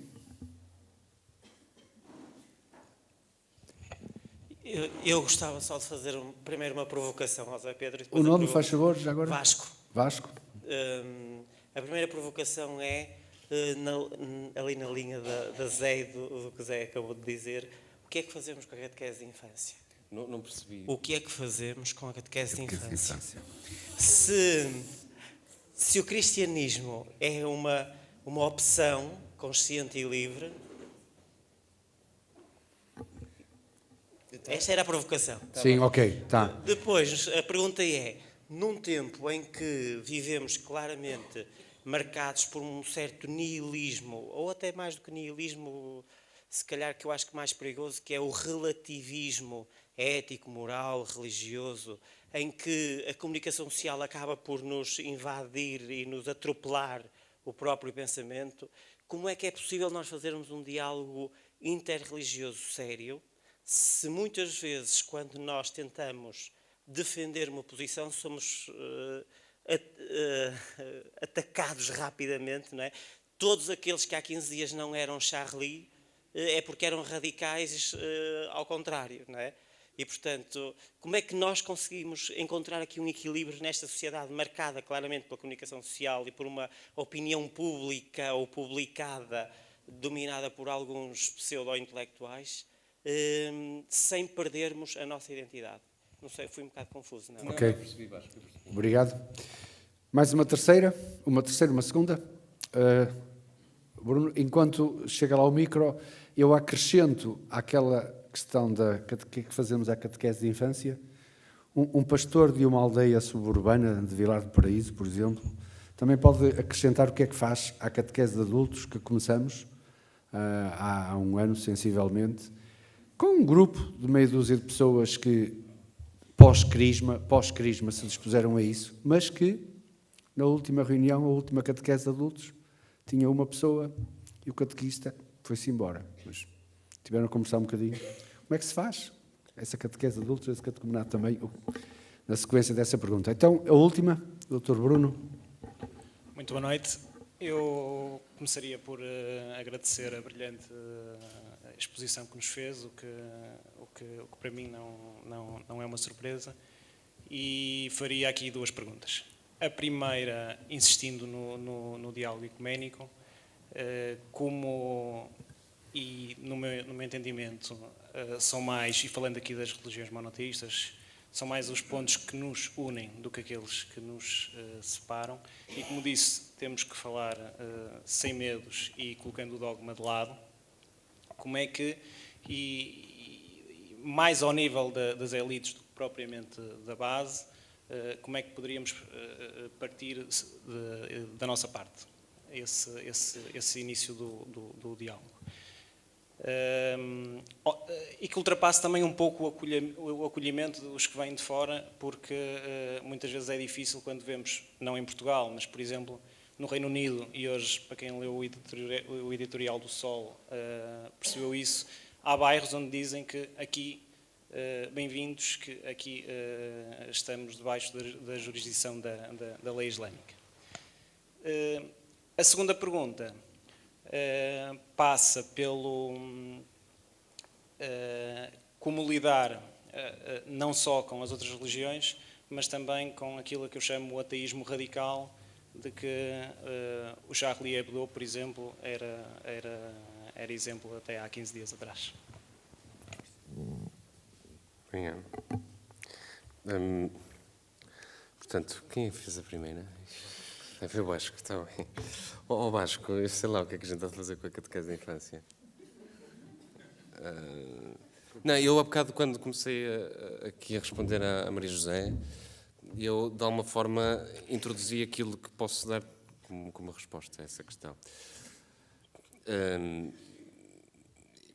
Mas isto é a ideia de laboratório, portanto, pode não funcionar. Que é a seguinte.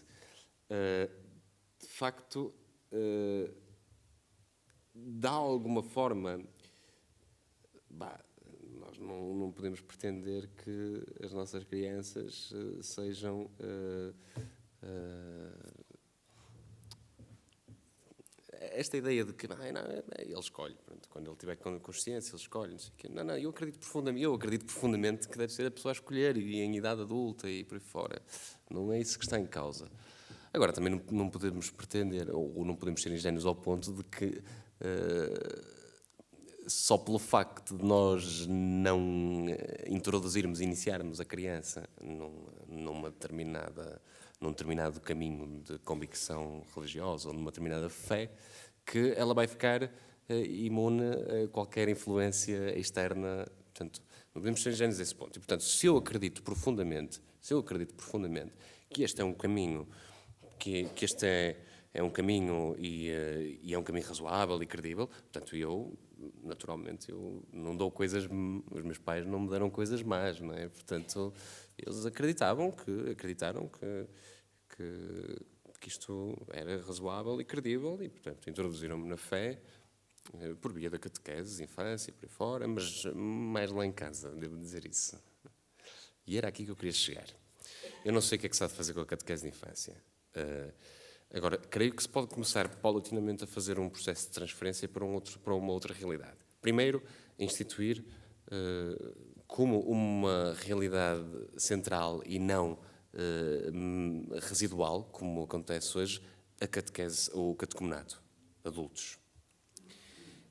E, progressivamente, nesse processo, ir introduzindo na consciência das comunidades que, entretanto, vão beneficiar desse catecumenado, que a Igreja é primariamente doméstica e, portanto, a catequese faz-se em casa. Portanto, esta seria a minha solução de laboratório digo que é de laboratório, para a questão da catequese de infância. Catecumenado de adultos, já agora deixa-me só, que estava relacionado, lá está, sobrou um. Ainda bem que sobrou um. Ficaram, conversem, não é? Não sei, não é uma questão de números, não é? No fundo, eu não estou minimamente preocupado se daqui a amanhã vamos ser 3 na Serra, ou 2 aqui, ou 5 acolá. Nem me interessa se forem, nem estou preocupado se forem 500 ou 1000. Também podia ter esse medo. Não quero que isto sejam muitos, porque depois a mãe base, não estou minimamente preocupado com isso. O que interessa é que a pessoa que se aproximou e pediu um processo de catecumenado, que saia beneficiada com isso e que isso a ajude a viver mais plenamente, mais feliz, e que isso contribua para o mundo, e que isso seja sinal de uma crescente humanização da realidade, do mundo. Portanto, isso por um lado. Não me preocupa minimamente que comecem 20 e acabam. Nada. A tua segunda questão, Vasco, era a questão do relativismo e do diálogo, portanto, que toca de alguma forma, não toca, mas não anda longe da segunda questão deste ateísmo militante, não é? Por aí fora. Ora bem, eu acho que a mim preocupa-me mais no plano do diálogo, não é? Preocupa-me mais, ou vejo mais como obstáculo ao diálogo a ignorância do que o relativismo. Não sei se me faço entender. Explico-me. Uma coisa é eu, do ponto de vista existencial, dizer, opá, não me interessa se... Opá, que interessa, o que a gente faz em casa é uma coisa, o que a gente faz na rua é outra, opá, não me interessa se sou indiferente à questão de Deus, isso é uma coisa. Outra coisa bem diferente é a ignorância que barra o diálogo, ou seja, não é? Que o Humberto Eco dizia isto uns anos atrás, num artigo de jornal, que é tão grave um aluno não saber quem é o Homero como não saber o que é a escritura ou o Corão ou por aí fora, do ponto de vista cultural. E isto é talvez aquilo que é aquilo que constitui um obstáculo verdadeiro ao diálogo. Porque se de facto não conhecer, em primeiro lugar, não conhecer a opção religiosa que tomei, de uma ponta à outra, se não conhecer os textos, se não conhecer as tradições, se não conhecer a evolução e as involuções dos processos históricos do cristianismo e por aí fora, se não conhecer isso, em primeiro lugar, nem sequer sou capaz de falar daquilo em que eu supostamente acredito, primeira coisa. E se não conhecer o outro, se eu não for perceber como é que nasceu o Islão, estamos a falar agora do Islão porque é isso que está mais, mas podemos falar de outra realidade qualquer, não pensem que estou a afunilar nessa matéria. Conhecer as tradições, conhecer a história, conhecer os textos. Eu ouço muita gente a dizer o Corão é um livro que patrocina a violência de uma ponta à outra. Vamos lá ver, vamos lá ler primeiro e depois falamos. É um bocado assim. Né? Vai primeiro ler uns livros e depois vem falar comigo. Não é? E preocupa-me mais a ignorância do que o relativismo. Com o relativismo emergente, preocupa-me mais isso. Ou o relativismo em relação à necessidade de conhecer, ou à urgência de conhecer as coisas, não é? Isso também é relativismo, dizer, não preciso de saber, não preciso de conhecer. Eu cá tenho a minha opinião. E a minha opinião vale contra tudo. É preciso conhecer. A opinião vale quando é construída e quando é sustentada e por aí fora. Quando não, terceira questão, ou terceira e quarta, ou quarta e quinta, já nem sei, ali do senhor que tem uma... Se eu disser alguma coisa fora do sítio, ele vinga-se que é o meu dentista. Vinga-se com uma coisa. Portanto, como começar o diálogo, não era? Era a primeira questão, como começar o diálogo. Pois, lá está, eu não vou dar uma resposta muito diferente daquela que dei há bocado, não é?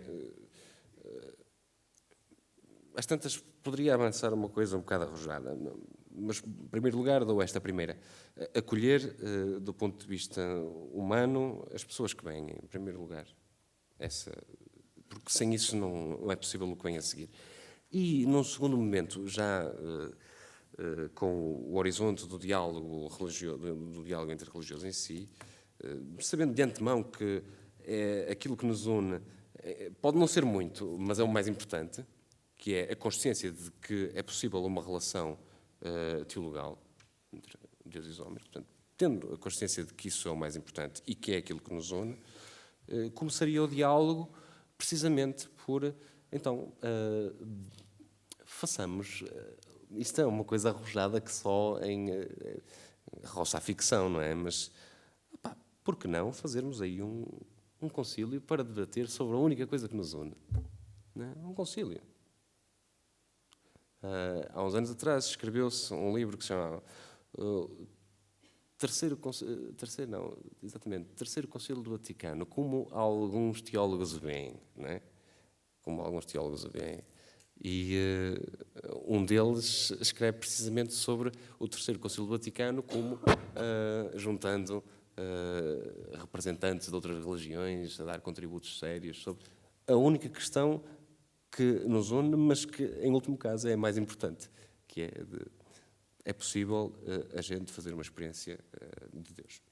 Vamos falar sobre isso. Como é que tu experimentas? Mas o Corão diz, mas o livro do Gênesis diz assim, mas o livro do Apocalipse diz assim. Não, calma, vamos à experiência pura. Não é? Porque depois o resto são tudo traduções culturais de uma intuição profunda.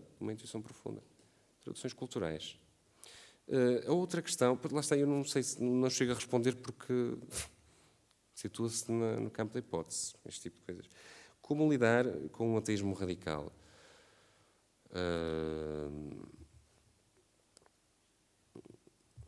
Eu não sei como lidar com o ateísmo radical. Eu normalmente não lido mal.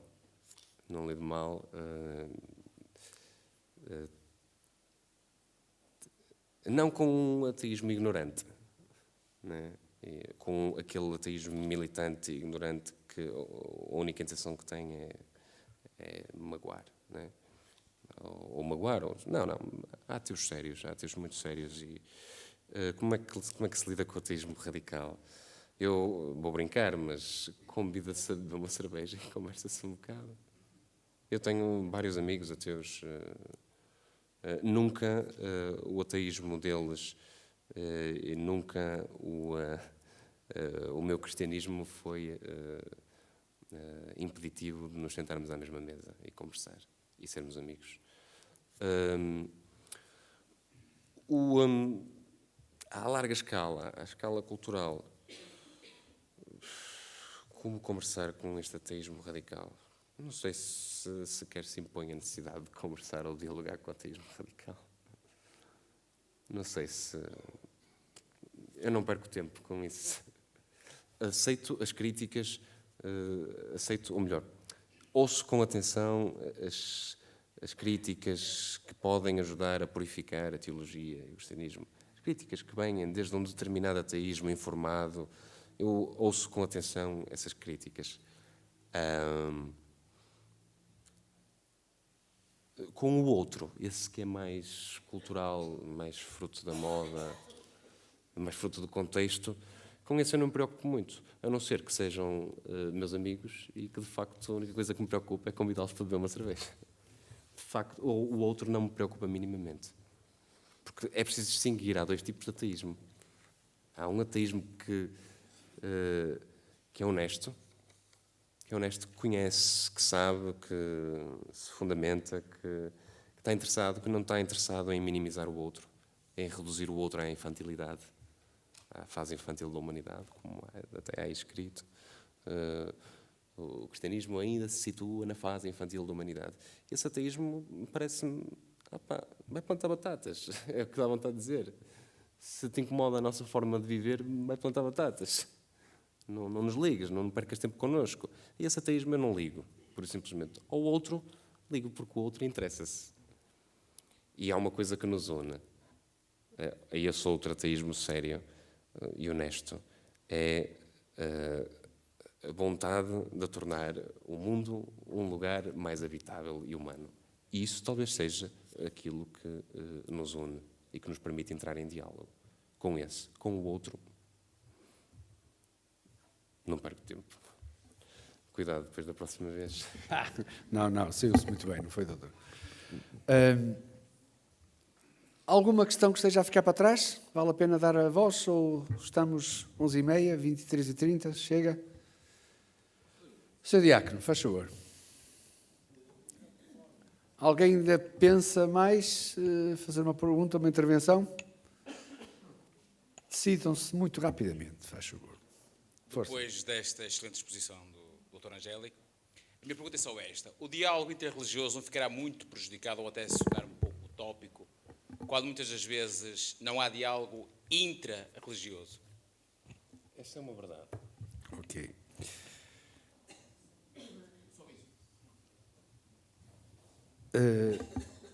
Doutor Francisco, faz favor. Vivam, boa noite.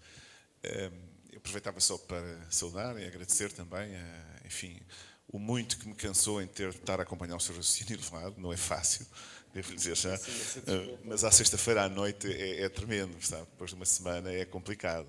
É natural que alguns aproveitem este momento para descansar, mas estão a refletir, porque o silêncio normalmente não impede a comunicação, é apenas a branda. Portanto, eu trazia aqui a pergunta, era muito simples, fui formulando aqui.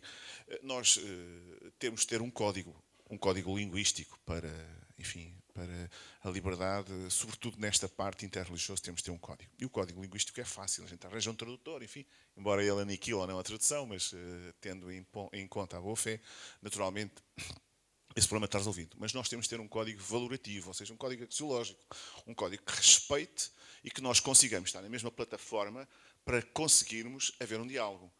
A minha pergunta é essencialmente esta: qual é o código? Não é? Porque eu continuo a lido com códigos quase todos os dias, mas são muitos.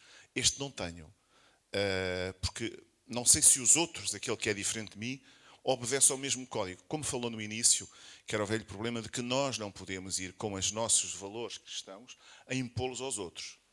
Mas eu também já não estou no tempo em que encolho os ombros, também já não aceito muito que os outros me venham impor a mim. Eu não sou Charlie, atenção, mas também não sou contra. É preciso clarificar isso. Também já não achava muita piada algumas coisas. Eu lembro uma vez que puseram um preservativo no Papa, não sei se recordam.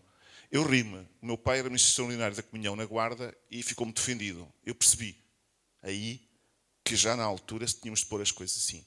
E nós que percebemos um pouco estas questões evolutivas, quando falou no aspecto da iniciação, eu acho isso fundamental. Depois, se me autorizasse, eu dizia assim: e não será também preciso uma progressão? E depois não temos de ter o tempo da sedimentação, ou seja, experimentar. Isto porquê? Porque eu noto, quando estava na pastoral juvenil, que os jovens muitas vezes querem responder a quem é Jesus. Ele dizia que era o caminho, a verdade e a vida. Eu entendo que não percebo bem, porque eu também não, porque às vezes nós também não percebemos bem o nosso caminho, a nossa verdade, a nossa vida. Mas, tirando isso, nós perguntamos e íamos ver se nós não estamos a responder a problemas da nossa evolução, porque nós crescemos culturalmente, crescemos civilizamente, crescemos a nível de estudos, mas a nossa fé, nós não crescemos muito. E depois continuamos a responder a problemas que se põem aos 20 anos com a fé, com o estudo que nós tínhamos aos 10. Isto não bate certo, depois não dá. Nós não estamos preparados, muitas vezes, até para esse encontro interreligioso, por causa da falta de formação. Não sei se concorda, mas é isso. Muito obrigado. Muito obrigado. Então vá, para dialogarmos também com o princípio pedagógico, que não se pode pedir mais à cabeça do que os pés aguentam. Então vá, 1 minuto para cada pergunta, afinal, agradecido. Eu devo dizer que eu também estou cansado ao final de uma semana. Também estou cansado. Portanto, cito quem era? Foi o diácono, Okay. Diálogo É interreligioso. o intra, pois claro. Mas é que não há dúvidas nenhumas. Eu aí, não, de facto, o diálogo ecuménico... Porque é que eu perguntei como é que era o diálogo lá em casa? Dentro de casa é muito complicado. É muito complicado. De facto, podemos estar a querer dar um passo maior que a perna, não é? Se nós não somos capazes de diálogo intra-religioso, é muito complicado. Às tantas é mais fácil com o que é mais diferente, não é? Porque o que é mais próximo de nós tem mais picuízes, tem mais... É o que na verdade acontece, não é? Não sei, de facto, talvez reformularia as respostas todas que dei ao bocado, de como é que começamos o diálogo. Então às tantas é melhor começar o diálogo por dentro, não é? Para ganharmos prática e estaleca para outros diálogos mais profundos. Pois, de facto, não sei. Uma questão pertinente essa. É a única coisa que eu tenho a dizer em relação a essa questão. É uma questão pertinente. Não é que não a tenha pensado, não pensei agora, mas, de facto...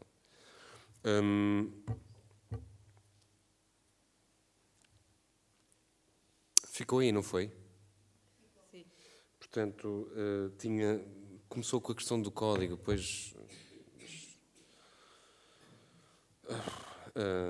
Pois devemos de precisar de um código que nos iguale no diálogo, não é? Que nos iguale no diálogo.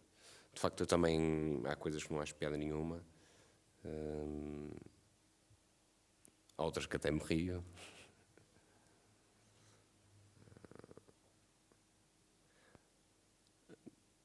Há coisas que não são insultuosas, não é? Há coisas...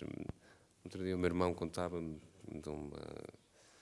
que era um cartoon, não sei se era no Charlie Hebdo, se era noutro, um cartoon que era o profeta Maomé deitado numa marquesa de psiquiatria, a chorar e a dizer: eu não sei porque é que todos os outros profetas têm seguidores com sentido de humor e eu não é? Portanto, isto é uma das coisas que a mim, não me chatearia, não é? Bem, há outras coisas que são ofensivas, de facto. E, portanto, já não há lugar para tudo. Pois um código, olha, francamente não sei se é possível sequer encontrar um termo, um código que nos iguale. Não sei. Não faço ideia, não sei. E falado depois na questão da iniciação e do que se segue, não é? Pois, eu quando falo em iniciação cristã, era disso que falava, não era? Eu quando falo em iniciação cristã ou catecumenado, não estou a falar da iniciação que acaba no batismo e na confirmação e na Eucaristia, em Vigília Pascal. Falo de uma iniciação cristã que se prolonga, né, pelas etapas da vida e por aí fora. Portanto, claro que é preciso um amadurecimento mais à frente, porque de facto